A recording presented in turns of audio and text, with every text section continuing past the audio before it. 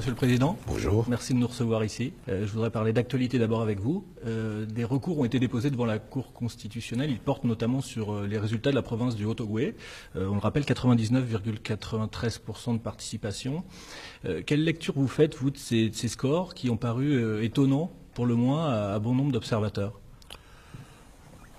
Nous avons déjà expliqué qu'en ce qui concerne le Haut-Ogooué, ça fait déjà quelques mois, voire années, que M. Ping mène, par rapport à cette province-là, un langage très agressif, et notamment agressif et injurieux.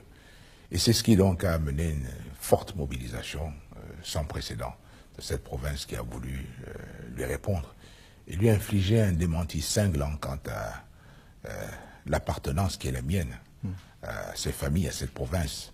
Il aurait pu dire à M. Ping que je ne suis pas un étranger, comme il le prétendait. Maintenant, sur les anomalies, il est clair que nous avons aussi des recours sur les scores que M. Ping a atteints dans certaines provinces. Et ces recours ont été déposés devant la Cour? Mais ils seront déposés dans la Cour, oui. Parce que ce n'est pas ce qui a été dit jusqu'à maintenant? Non. Nous avons préparé nos recours et seront exposés devant la Cour. D'accord, les délais n'étaient pas donc limités à hier? C'est-à-dire nous sommes appelés à répondre aux accusations de M. Ping. Et donc, c'est un contre-recours que nous avons. Les observateurs de l'Union européenne, les États-Unis et la France se sont émus à leur manière de ces résultats. Pourquoi ne pas avoir pris la décision finalement apaisante peut-être de recompter les voix? Et est-ce que le Gabon n'est pas en train de s'isoler finalement en prenant... Le Gabon ne s'isole pas du tout et le Gabon respecte ses lois. Je rappelle à tout le monde qu'avant la proclamation des résultats, les résultats donc dans les élections dans les bureaux sont comptés. D'abord, au niveau le plus bas qui est le niveau, il y a une commission départementale qui recueille les résultats des bureaux de voix dans les différentes localités, villages et autres. On compte une fois. Ensuite, ces résultats sont transmis plus haut. Mais nous avons aussi une commission communale. Notamment pour les provinces, les capitales provinciales, nous avons une commission communale et chaque bureau aussi, nous comptons. Et c'est ça qui va être discuté d'ailleurs à la Cour. Donc 2 fois déjà. Ensuite, tout ceci remonte au niveau de la province. Et au niveau de la province, à nouveau, on compte. Donc avant que les résultats n'arrivent à la Cour constitutionnelle, on a déjà compté 3 fois.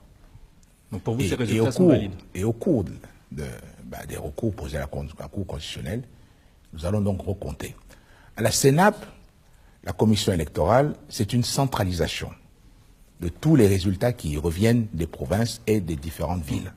Et donc, il est normal que la CENAP ne puisse pas recompter, puisqu'il faut donc qu'il y ait une institution qui vienne vérifier si la CENAP a bien fait son travail. La commission électorale ne peut pas être juge et partie. Voilà pourquoi la Cour constitutionnelle vient en dernier ressort et recompte à nouveau. Et sur les réactions des pays étrangers Je pense que c'est une mauvaise lecture de notre loi, parce que je viens d'indiquer que nous avons déjà compté 3 fois. 3 fois nous avons compté. Mais vous remarquerez que personne ne fait allusion à cela. Et qu'à la Cour constitutionnelle, il s'agit d'un recomptage. Alors, la question serait, combien de fois doit-on compter? TV5 Monde notamment a recueilli des témoignages qui rendaient compte de la violence des forces de police, notamment lors de ce qui a été appelé une attaque contre le quartier général de votre principal opposant. Pourquoi cette violence a-t-elle été utilisée à ce moment-là? Moi, je suis allé à l'hôpital militaire et j'ai vu des membres de forces de l'ordre touchés, blessés et touchés par des balles. Voilà ce que moi j'ai vu. Donc que l'on ne parle pas de violence policière, alors que lorsque les forces de l'ordre sont arrivées, on leur a tiré dessus.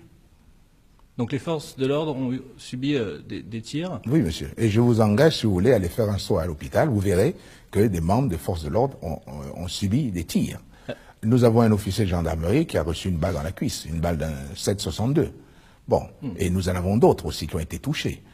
Et nous avons à l'heure actuelle un jeune policier dont la vie est menacée. Il est entre la vie et la mort pour s'être fait tirer au visage.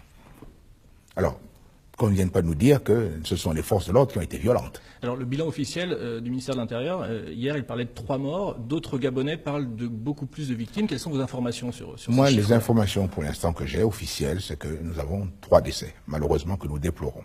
Et donc il y a une centaine de blessés. 3 morts, 3 décès et une centaine de blessés, voilà ce que nous avons. Donc à ceux qui affirment le contraire, à eux de le prouver. Parce que nous entendons des chiffres qui sont donnés ici et là, et vous savez, s'il ne s'agissait pas de vie humaine, je pourrais qualifier tout ça de fantaisiste. Mais c'est quand même quelque chose de sérieux. Et je voudrais que sur des questions comme celle-là, on ne s'amuse pas à uniquement chercher à impressionner les uns et les autres et que l'on soit véridique. On inquiète les familles à tort, alors que les résultats et les chiffres sont bien précis pour ce que nous avons. Et justement, pour revenir là-dessus, il y a des témoignages très précis recoupés sur les conditions de détention, sur la maltraitance policière aussi. Il y a des Gabonais qui ont perdu des proches ou qui les cherchent encore. Qu'est-ce que vous répondez à ces familles À l'heure actuelle, tous ceux qui ont été détenus sont soit ou déférés, ou ils ont été relâchés. Mais dans les camps de gendarmerie et de police, il n'y a plus personne. Voilà. Et pour ceux qui ont cherché pendant des jours leurs proches, qui ne les ont peut-être pas trouvés. Mais pourtant, tous été libérés, sinon, ils ont été déférés. Et là, il faut donc s'adresser auprès du procureur de la République, qui a la liste de tous ceux qui l'ont été. Je vous parlais de violence. Je voudrais aussi faire état de compatriotes que nous avons secourus au quartier général de M. Ping, et dont vous semblez ignorer la chose, quelqu'un qui a été ficelé, frappé, on lui a tiré dessus. Et on l'a torturé. Voilà aussi des cas. Et ça, c'était au quartier de M. Ping. Et ce compatriote qui a témoigné a bien dit que les violences lui avaient été occasionnées par le responsable de la sécurité de M. Ping. Alors, Monsieur le Président, et ça, c'était donc à 2 pas de M. Ping. Monsieur le Président, si vous le voulez bien, reparlons politique. Vous êtes à ce poste-là depuis 2009. Omar Bongo l'a été pendant 40 ans. Les résultats, les événements qu'on a vus ne marquent-ils pas une certaine défiance ou une usure, disons, de la population vis-à-vis des Bongos? Je voudrais dire là-dessus qu'il ne faut pas que l'on fasse des amalgames. Ce n'est pas parce qu'on porte le même nom qu'on ne peut pas être porteur de changement. Et à ce titre, je suis porteur de plus de changements que mes concurrents. Mes concurrents étaient beaucoup plus aux affaires du temps de l'Ancien Régime. Et mes concurrents sont les caciques de cet Ancien Régime, ce que je ne suis pas. Il est quand même curieux que dans cette élection, qui est-ce que j'affronte? Je n'affronte pas quelqu'un d'une nouvelle génération. Notamment quand vous dites que les nouvelles générations disent qu'on en a assez. Mais ce n'est pas vraiment des concurrents d'une nouvelle génération qui sont les candidats les plus importants, les plus sérieux. Ce sont tous des caciques de l'Ancien Régime. Donc ce ne sont pas eux qui apportent le changement. Et au contraire, eux sont les candidats de la France-Afrique, les candidats de l'Ancien Régime, qui veulent perpétuer ce système dont nous avons évolué.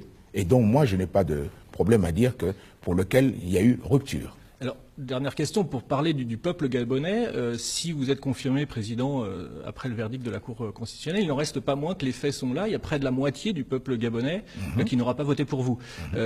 Allez-vous changer votre gouvernance? Qu'est-ce que vous allez changer si vous êtes confirmé président dans les prochaines semaines? Il est clair que j'ai entendu le message. Et dans ma première adresse, j'ai bien indiqué que je devais tenir compte de tous ceux qui n'ont pas voté pour moi comme de ceux qui ont voté pour moi. Mais c'est donc évident pour moi qu'il va y avoir des initiatives importantes que je vais devoir lancer vis-à-vis de tous ceux qui ne m'ont pas suivi. Quel genre? Une ouverture vers l'opposition? Autre chose?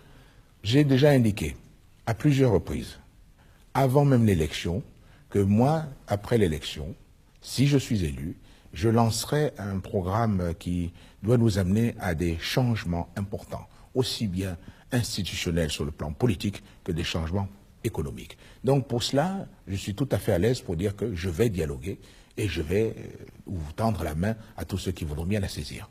Si évidemment la Cour constitutionnelle... Si évidemment la Cour constitutionnelle me confirme dans mon élection. Ce à quoi vous croyez? Et je suis confiant. Merci beaucoup, Monsieur le Président, de nous avoir reçus ici. Merci.